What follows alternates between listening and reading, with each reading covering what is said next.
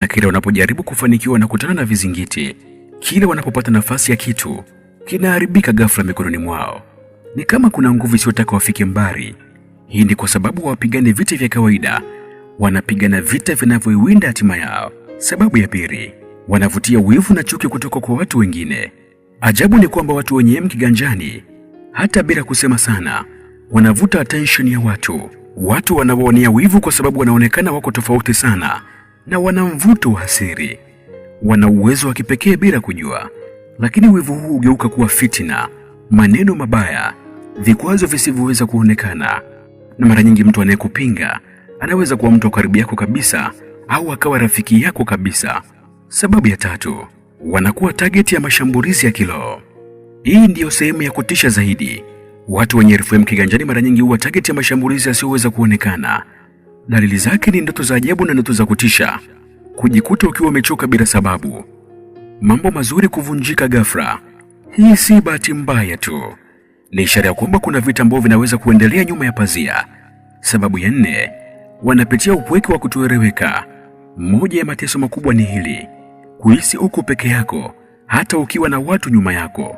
Watu hawa mara nyingi hawaeleweki kabisa, wanajihisi kwamba wako tofauti na wengine, wanakosa watu wa kuweza kuwaelewa, na hii huwafanya wapitie maumivu ya ndani sana ambayo hawawezi kuyaeleza kwa mtu yoyote. Sababu ya tano, wanakosa amani ya kudumu. Hata wakipata furaha haidumu kabisa. Kuna kitu kinavuruga mambo ndani yao. Mahusiano yao yanavunjika bila sababu. Fursa zao za muhimu zinapotea.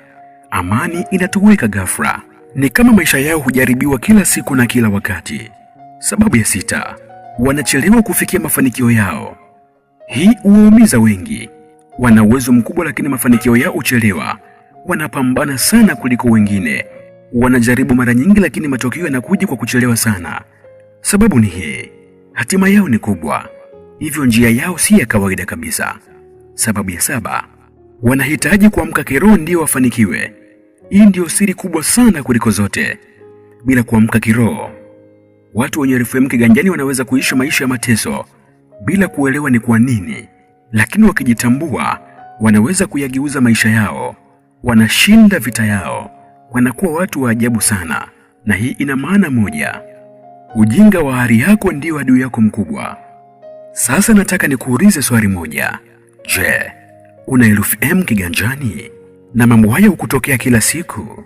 Kama jibu ni ndio, basi ujue ni coincidence. Kuna kitu kinahitaji uamke sasa hivi. Usipuuze hili. Watu wengi waliweza kupuuza na leo wanajutia kimya kimya.